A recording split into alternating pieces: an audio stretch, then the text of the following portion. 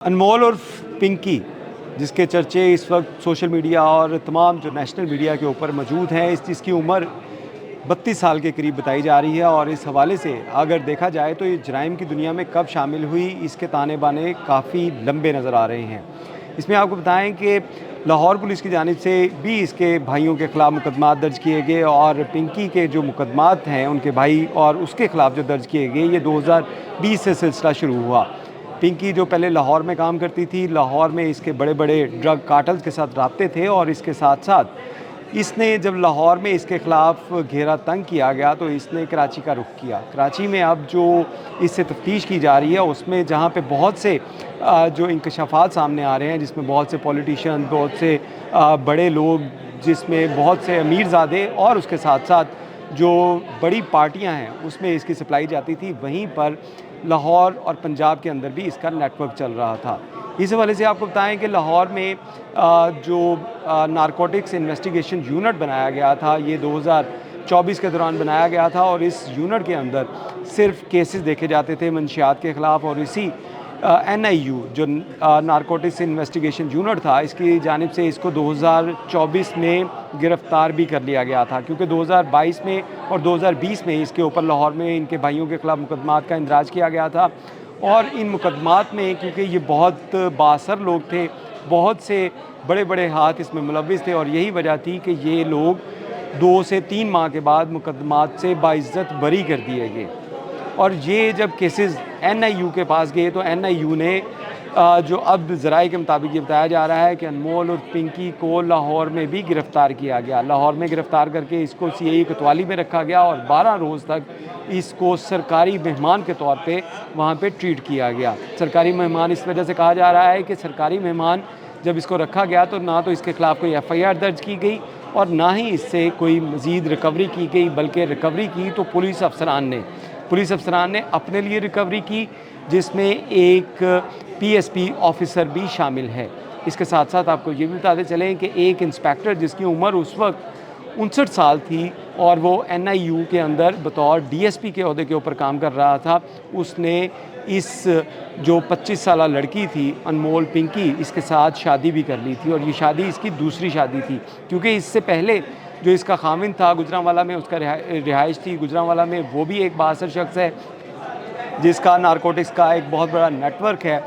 राना निसार। उसके बारे में भी पुलिस हुकाम के मुताबिक ये 9 मई के मुकदमात में भी मुलव्विस था और 9 मई के मुकदमात में मुलव्विस होने की वजह से इसका नाम ECL में भी डाला गया था। पुलिस के मुताबिक राना निसार जो है ये लाहौर नहीं पहुंचा था और इसने जो है वो मस्कत में मौजूद था और जब इसको पता चला कि इसका नाम ECL में शामिल हो चुका है तो इसने लाहौर आने का इरादा भी तर्क कर दिया था और इसमें ये 9 मई के मुकदमात में अभी भी मुलव्विस है।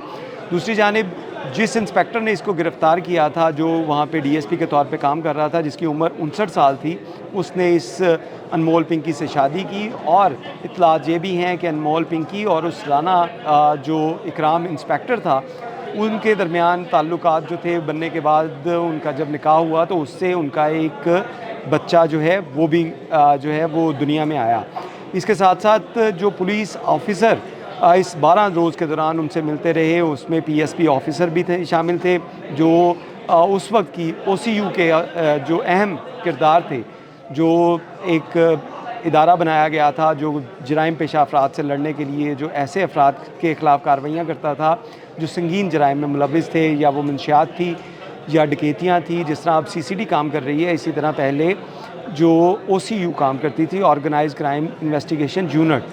उसके अंदर वो ऑफ़िसर शामिल थे। उनके साथ भी उसके ताल्लुकात थे और ज़राए का ये भी बताना है कि राना इकराम और उस PSP ऑफ़िसर ने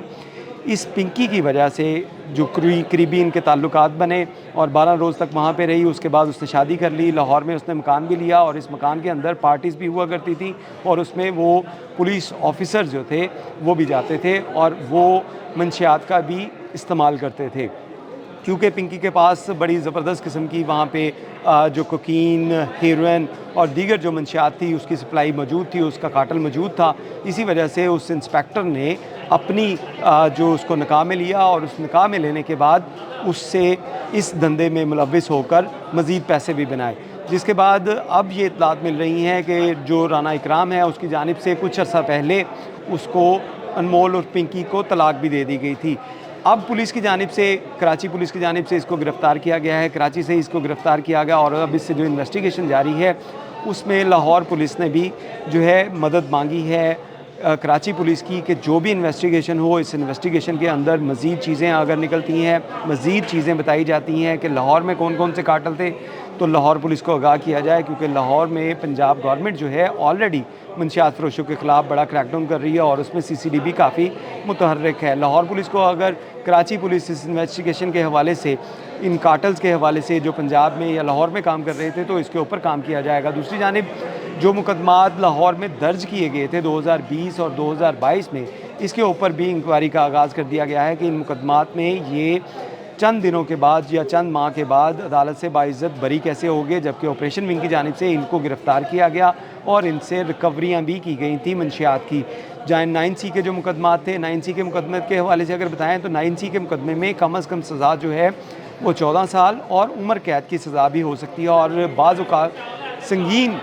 जो मुकदमात की सूरत के अंदर संगीन अगर वहाँ पे मुलविस लोग हों तो ऐसे मुल्ज़मान को सज़ाए मौत भी दी जा सकती है। लेकिन इतने संगीन मुकदमात के बावजूद, इतनी संगीन दफ़ात लगने के बावजूद ये इतने बाअसर लोग थे कि इन्होंने वहाँ से 2 से 3 माह के दौरान अदालत से इनको बाइज़्ज़त बरी कर दिया गया, क्योंकि पुलिस की जानिब से इन्वेस्टिगेशन जो थी वो नाक़िस की गई, साज़बाज़ की गई और पैसे लेकर इन मुल्ज़मान के ख़िलाफ़ तमाम सबूत पुलिस ने, लाहौर पुलिस ने मिटा दिए। यही वजह थी कि इनको बाइज़्ज़त तौर पे बरी किया गया। दूसरी जानिब लाहौर में जब पिंकी को, अनमोल और पिंकी को गिरफ़्तार किया गया था, तो ज़राए का ये भी कहना है कि उस वक्त 5 करोड़ रुपए की डील की गई थी। 5 करोड़ रुपए की डील के अंदर जहाँ पे SPs भी मुलविस था, वहाँ पे उस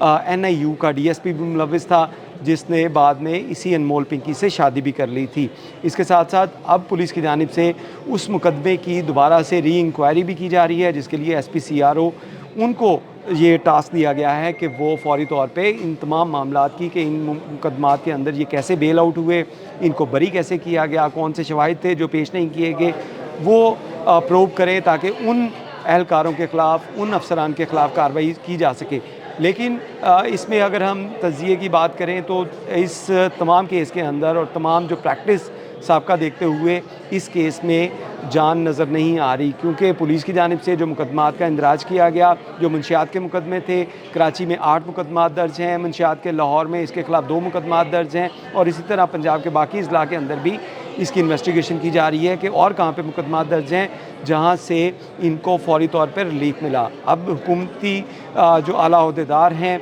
सिंध हुकूमत के, उनकी जानिब से तो कहा गया है कि पिंकी बाहर नहीं आएगी, लेकिन जो कानूनी माहिरीन हैं उनके मुताबिक केस के अंदर जो है वो इतने कमज़ोर हैं, इतना प्रोसिक्यूशन जो कमज़ोर होगी और उसके साथ साथ एविडेंस क्योंकि नहीं है, तो इस वजह से पिंकी, जो अनमोल पिंकी जिसकी जानिब से ये दावा किया जाता है कि वो जो उसके होते हुए किसी फ़िक्र की ज़रूरत नहीं, तो उसके दावे ठीक नज़र आते हैं। लाहौर पुलिस की जानिब से ये दावा तो किया जा रहा है कि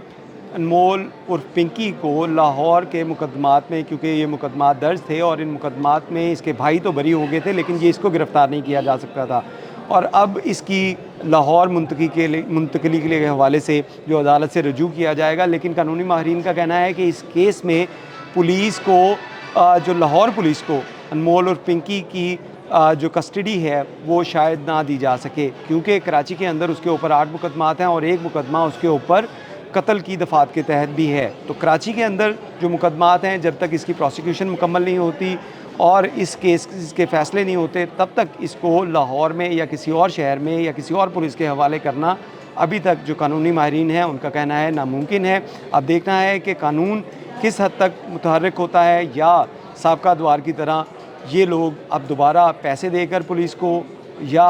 अपना असर दिखाकर दोबारा से बरी होते हैं अदालतों से, या इनको ठोस प्रोसिक्यूशन के बाद, ठोस शवाहिद के बाद कानूनन सज़ा मिल सकती है। बहुत शुक्रिया।